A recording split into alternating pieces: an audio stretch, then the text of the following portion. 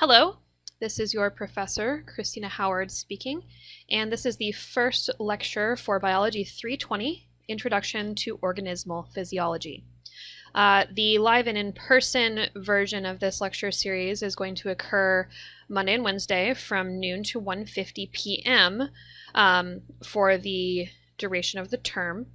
So prepare to attend those lectures. These are meant to be a supplement in case you are unable to be on Zoom during that time. As you know, asking questions about what I'm talking about or getting clarification is really valuable to you as students, and that's the time during which you're able to do that by interacting with me. So we are going to talk about introductory stuff today. So just kind of basics around organismal physiology, what that field is exactly, and how deep and broad a field it actually is. So when we say physiology of organisms, as you'll find out today, there's any number of things that I could be talking about, which means that within the field of physiology, there's a lot of possibility for specialization and asking the kinds of questions that you want to ask.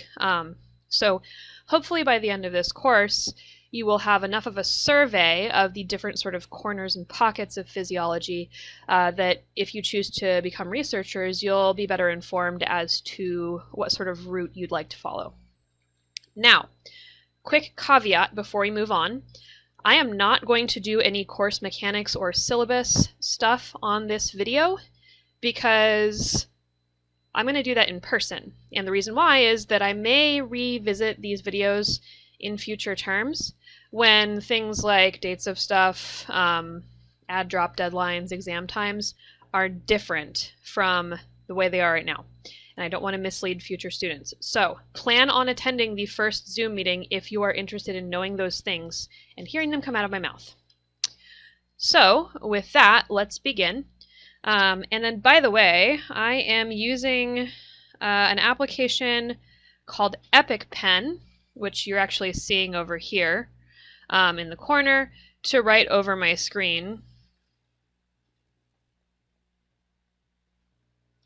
And now that Salmon's saying hi to you.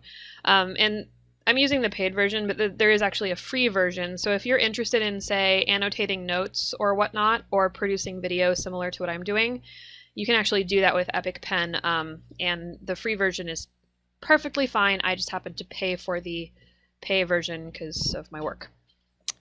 Okay, so let's begin just by asking a question. And the question is, what is physiology anyway? And we're talking about physiology broad sense, so not specifically any one taxon or clade, but just sort of general stuff. So we're not focusing in on any one group of animals or organisms in general, just kind of as much as we can cover reasonably in one term. So most of this presentation is going to be dedicated to sort of answering this question, what is physiology in general? And, you know, ordinarily, if I had a live audience, I would ask you guys this question Socratically and let you help me fill in the gaps. But since I'm just orating at you, I suppose I will just tell you.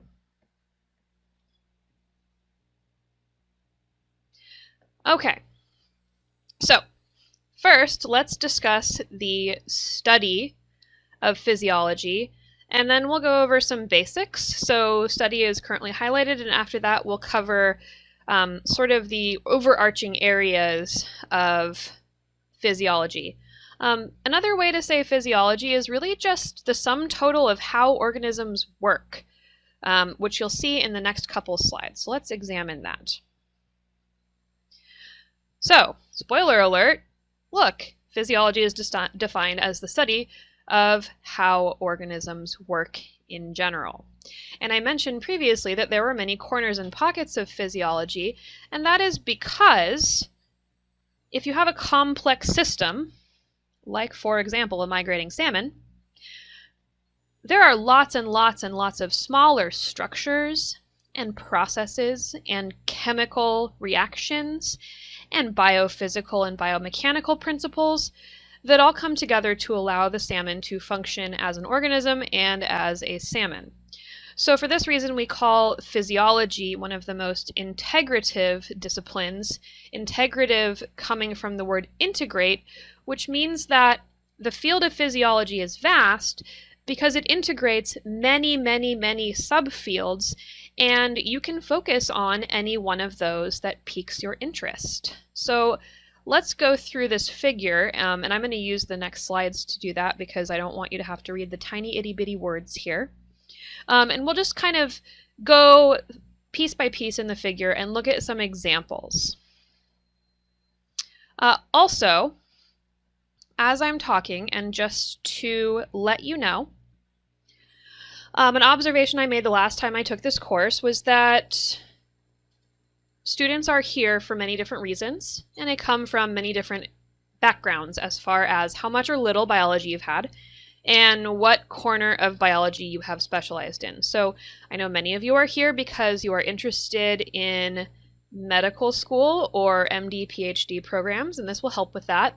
But I also know that a lot of students are coming from ecology, evolutionary biology, even the plant or micro side of things. And so this is just me giving you a little bit of a warning and saying that although this course is titled Organismal Physiology, I cannot possibly cover or focus on every single person's favorite organismal group. Rather, I focus on what the book focuses on, which, frankly, is primarily vertebrates. So, although this isn't directly a vertebrate physiology course, it is sort of a de facto vertebrate physiology course, and the simple reason for that is that the kind of vanguard of physiological research has been done in vertebrates, including humans. So there's an implicit bias in this course. Part of that bias is related to the bodies of literature that we draw upon to construct the text. So fortunately, most human beings have a bias towards vertebrates anyway, because they're often cute or charismatic. Fewer people have a bias towards, for example, planarians or nematodes. Also, heads up, if you're an ecology or plant person, and that's the bulk of your biological background, you may have to do a little bit of extra legwork to understand what we're going to talk about this course because of its bias. So just be prepared for that. Be prepared to do a lot of Googling. Okay, so I digress. Let's continue. So the first portion of this graph concerns evolution. And I feel very fortunate to be teaching this particular course at a four-year college in a biology department because, for the most part, I can assume that nobody really takes umbrage or has a problem with the idea of evolution by natural selection. It is a problem I face in other places that I work. So if you are someone who disagrees with the idea of evolution by natural selection, you are in the wrong place. But regardless, this is not the space to debate any of that, so please don't. Evolution is a theory because it's been repeatedly supported by lots and lots and lots of evidence. So, evolution, and I'm going to put by natural selection. SLXN is the way I'm shorthanding that. Really, evolution means change over time, full stop. And no one can argue that the Earth has been the same since its inception. That's just so obviously wrong. Natural selection is a little bit more contentious because it's not as well understood. But regardless, all of the animals that we see on Earth today are products of change over time and are still changing, but at varying rates. So this is just a graph showing you genetic differences between populations of salmonids, and specifically the salmon in question, who are migrating to breed and then tragically die because it's kind of a one-shot mating system. And then plotted against, on the x-axis, physical separation. So notice that at lower physical separations measured in kilometers, we see that genetic identity among different populations of this species of salmonids, let's add a, wow, I can't spell and talk at the same time, species of, there we go, is really, really close. But the further the populations are apart, the more distinct they become genetically. So this is evidence for evolution in progress.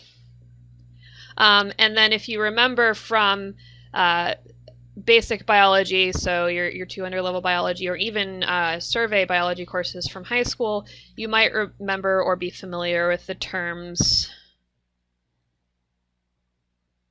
sympatric versus allopatric speciation. So if you are familiar with those terms, I'm going to take a moment and let you think about which of those two things this graph shows. Or at least demonstrates most convincingly. So press pause, because I'm not going to sit here for an entire minute silently, and try and come up with an answer. Since we're dealing with physical separation of populations and genetic distances between them,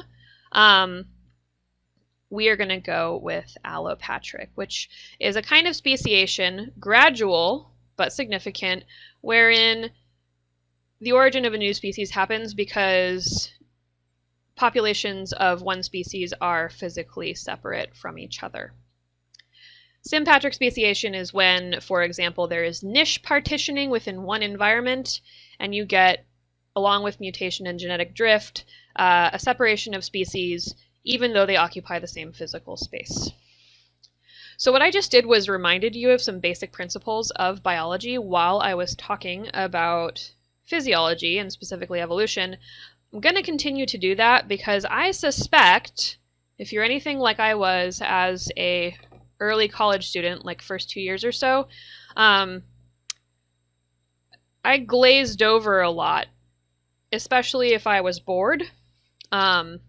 And so, you know, little sort of key pieces of info sometimes slip through the cracks. So I'm going to kind of remind you of them as we go.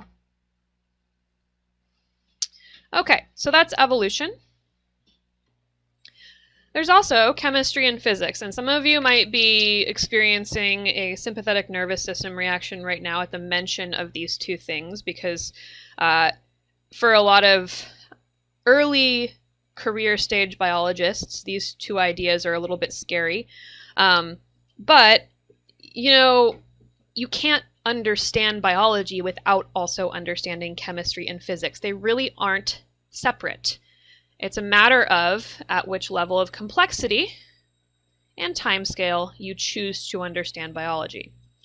So, for example, in the first picture, I showed you an image of some salmon migrating. And specifically, they were hurling their flappy bodies up a waterfall. And their goal in doing so, in leaving the sea, swimming up a river, literally up, against a bunch of water, is to try and have sex once explosively and then perish. And they're actually already dying on their way, usually. So, what the hell does this have to do with physics? Well, if you are a salmon engaging in that activity, the major direction of force of the water is against you. And then I'm asking you to pretend you're a salmon now, so I'm going to draw you.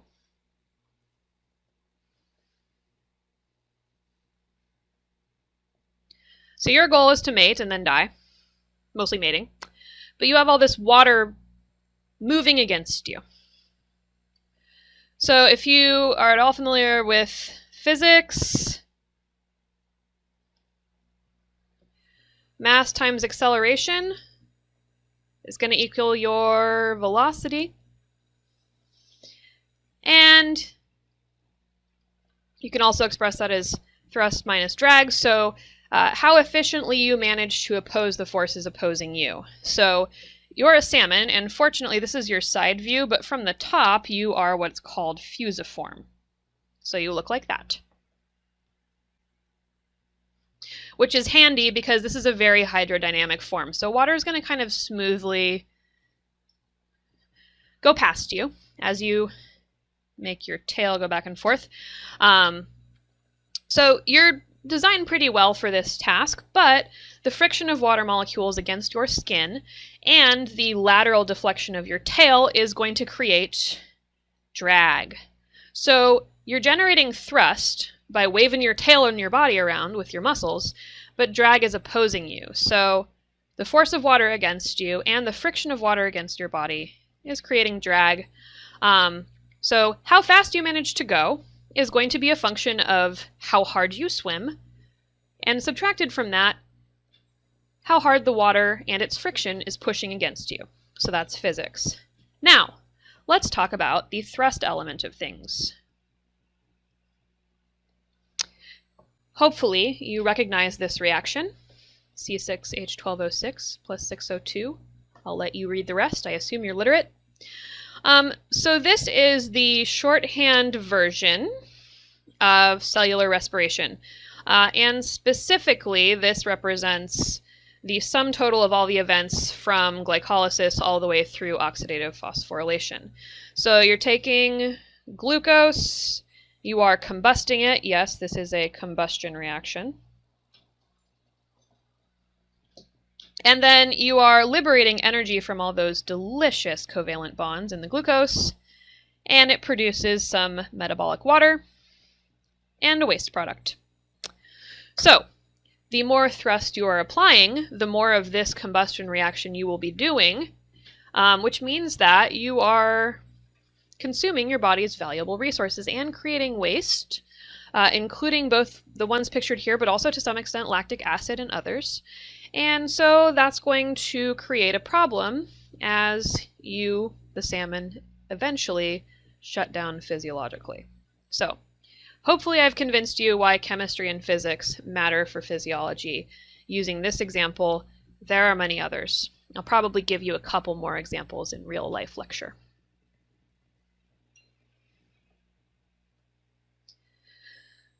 All right. So let's discuss levels of organization. And this is a thing that, you know, my A&P students, especially when they're first starting, have a hard time understanding. Just sort of the multiple possible levels of organization, all the way down from very, very tiny levels of organization. So how organic molecules are converted to energy, where that occurs, and how the energy is used, all the way up to systems physiology, which is, for example, we're looking at the nervous system here, so how neurons travel in nerves, what nerves innervate what ones are motor and what ones are sensory, etc. And then if you want to understand how those nerves excite the muscles, you have to understand cell physiology, specifically in this example, cell electrophysiology. So nerves carry electrical impulses by basically allowing or disallowing ions to cross their membranes. So that's what this is all about. Morphology is how an organism is shaped. So I mentioned that a little bit last slide when I drew your imaginary salmon, and I showed you the fusiform view from the top of a salmon. So that would be this view, and how that is hydrodynamic. Here's the morphology of a salmon, and here we're showing a cutaway so you can see the organization of the salmon's muscle tissue, and it actually is in sheets of sort of accordion-shaped muscle that overlap each other facing posteriorly, and these are called myotomes. Myo meaning muscle, and tome meaning page or book. So it's basically pages of muscle, and the way a fish undulates is by contracting these sequentially from front to back, and that produces a wiggle, which propels the fish forward. So, biomechanics, you'll see that the fish is swimming forward, and it's primarily moving its tail back and forth, and that is creating a series of with distance from the fish, so let's give that a parameter, d, increasingly large vortex diameters. So if I were to plot, for example, distance by vortex diameter, I would see that as I get further from the fish, the vortices grow larger and larger. And actually, the way that fish sense and use these vortex trails, they are called von Karman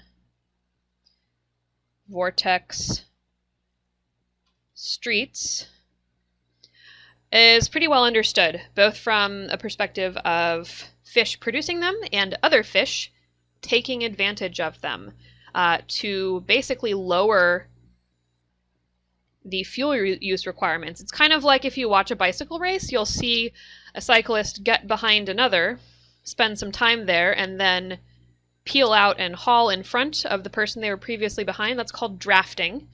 The idea being that you're using the person in front of you as a windbreak, and then once you've rested a bit, you overtake them. So another fish can swim in this vortex street, and the movement of the vortices towards the center is actually going to help propel that fish along.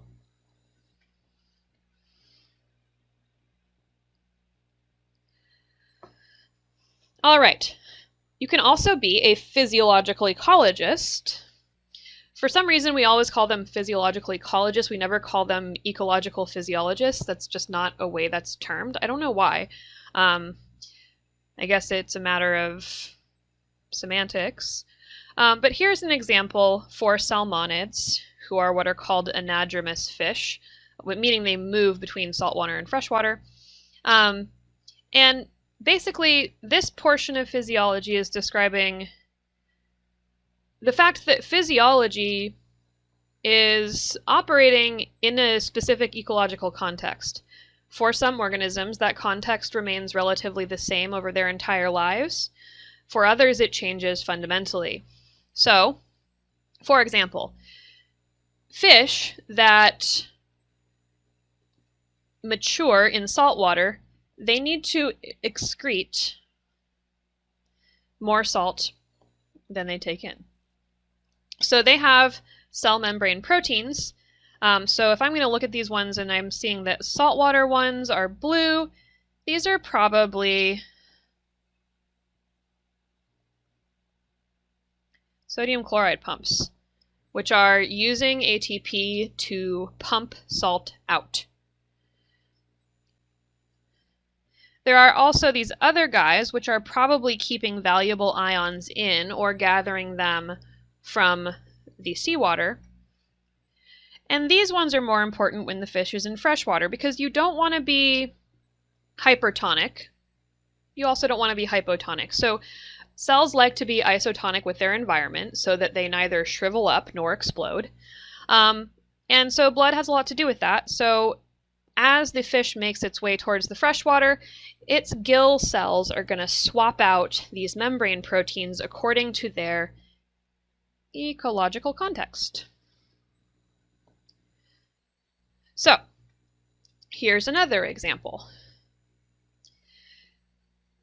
This is in female salmon. I'm talking about gonadal and physiological females. In fish, the term female is especially flexible and malleable because for some fish, they stay male or female their entire life according to what pair of gametes they inherited from their parents, but many, many fish change gender at least once, if not more than once, per lifetime. And I said gender, I meant sex. But actually somewhat gender too, because there's a behavioral spectrum as far as roles performed depending on gonads, and that's true in fish, and they'll also switch those up a lot. So just like in people, gender and sexual behavior and sexuality exist on a spectrum in a lot of fish too. So vertebrates, we're pretty much all the same. So let's look at this bottom and then I'll come back to ovaries. And we're going to keep in mind as I talk about this that these fish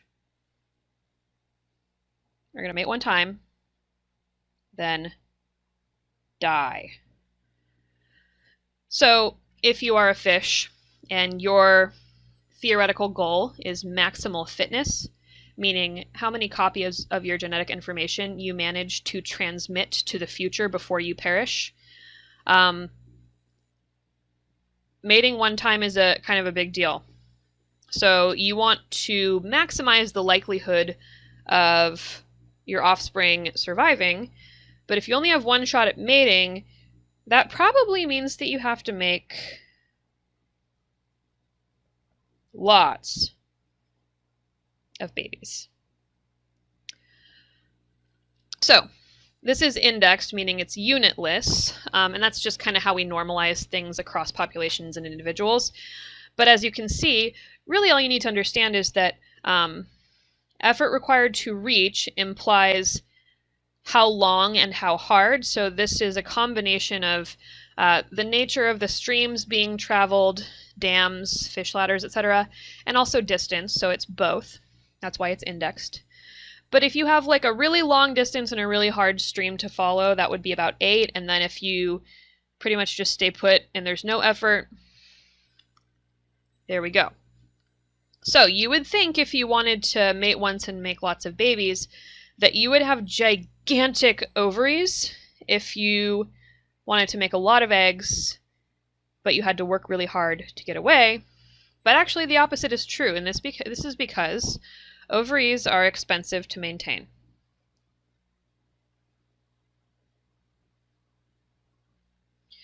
Meaning that gonads eat up a lot of calories, making eggs, keeping them, blood supply, etc.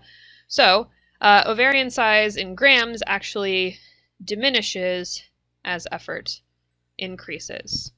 Plus, big ol' honkin' ovaries are heavy. If you have very little work to do, you can afford to have giant ovaries because you're not going anywhere. Versus if you have to be a lean, mean swimming machine, you might have smaller ovaries because you don't want to lug them all the way to your spawning ground. So,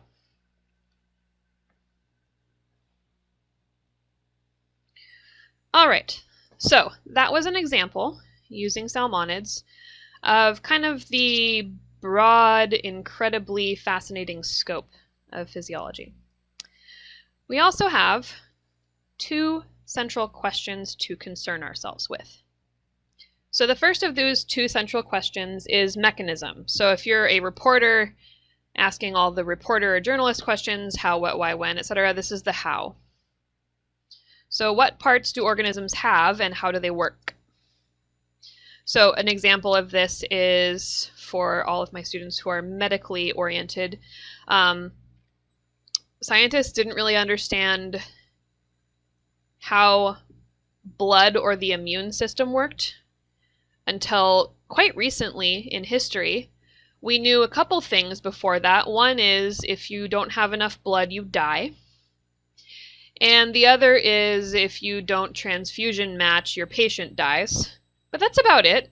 So the specific ways that red blood cells are formed, what cell surface markers they have, how the white blood cells of your system change in response to infection with development, those are all relatively recent, and primarily the biggest advances in those fields have been because of studying AIDS and cancer. So, pretty recent.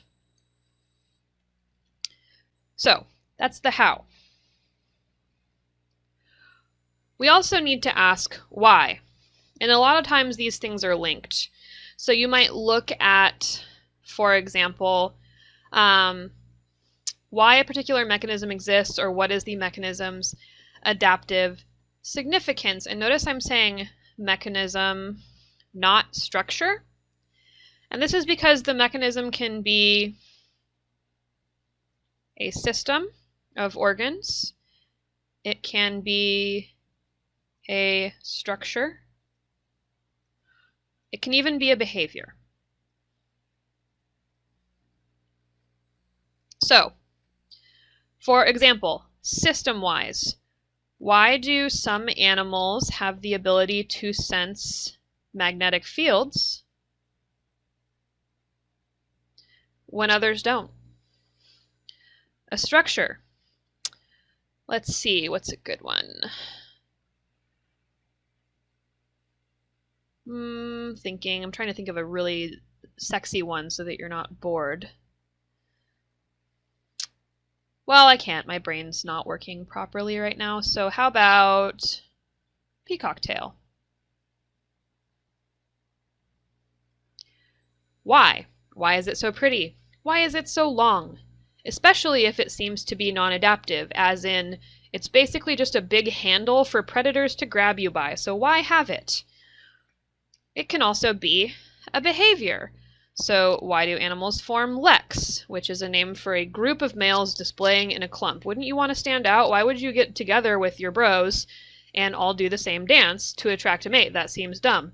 Turns out females love leks in lekking species. Who knows? Or another example would be fun mating dances.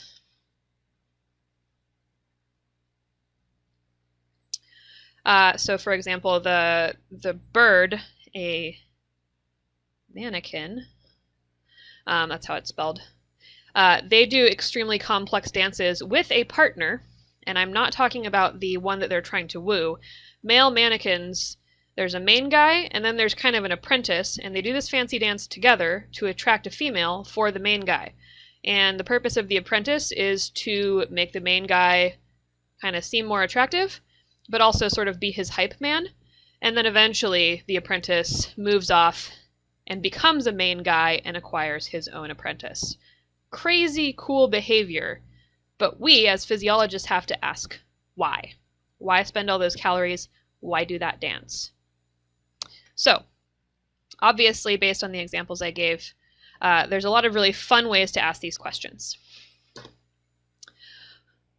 One very important thing to consider when considering both of these questions, however, is the constraints on evolution. So, the other way of saying this is that evolution is not perfecting. It doesn't produce the best possible adaptation for a specific ecological context or constraint. It is not a designer.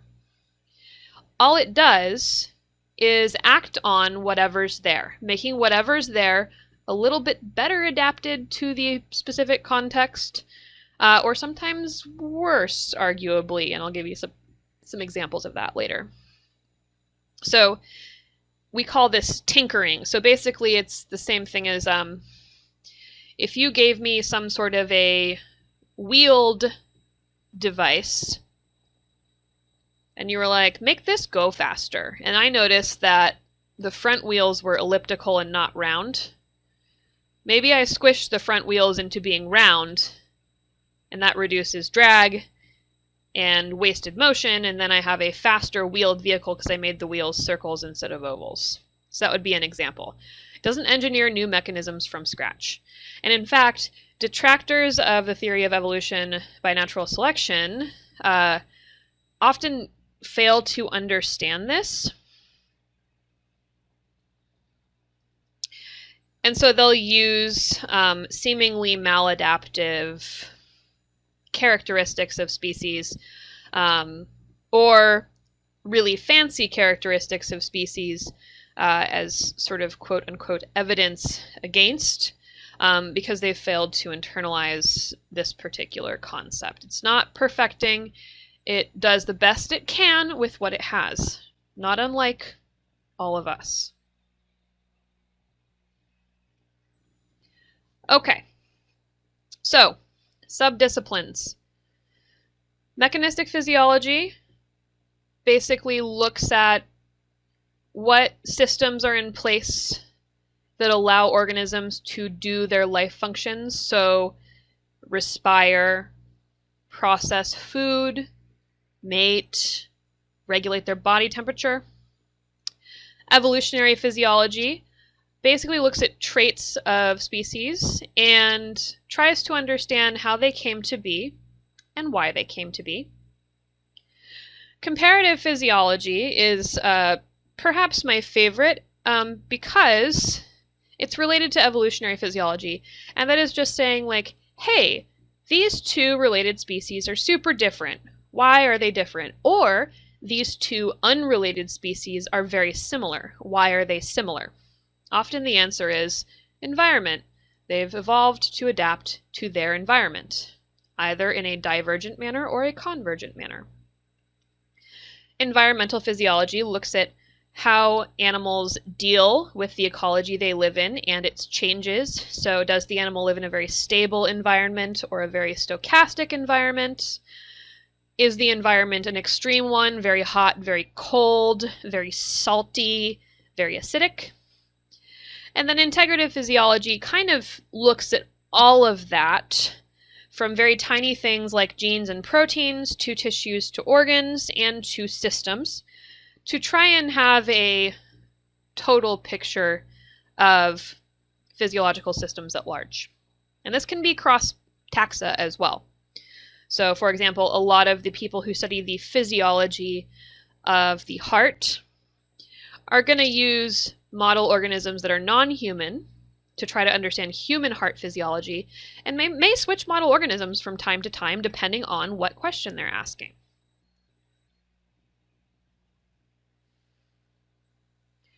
Okay, so this is August Crowe, not Krogh or whatever. And he was awarded the Nobel Prize for Physiology and Medicine in 1920. And he made an interesting observation. And that was just that you've got a large number of problems that scientists at large want to solve. And because of the diversity of life, odds are there's going to be some animal on which your particular question can be most conveniently studied. So, for example, some of the most common model organisms that we're studying to understand human medicine are mice and pigs. But for some problems, you just can't do that because you can't answer that question. They just don't have those physiological traits. And that makes a good, compelling argument for studying weird species. So picking some kind of off-the-wall animal and be like, you know what, this is my guy.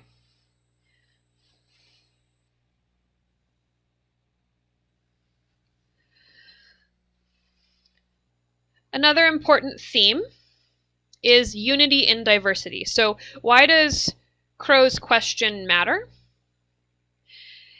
And it matters because even though organisms are super diverse, they look really, really different from each other. So think rhinoceros beetle versus actual rhinoceros versus bottom-dwelling shark versus horse, etc. I could go on. All of those critters I mentioned, even though they look extremely different and they occupy different ecological niches and they have different mating systems and even different physiological plans, like skeleton on the outside versus skeleton on the inside, if you look mechanistically at the processes that allow them to stay alive, there's not that many differences.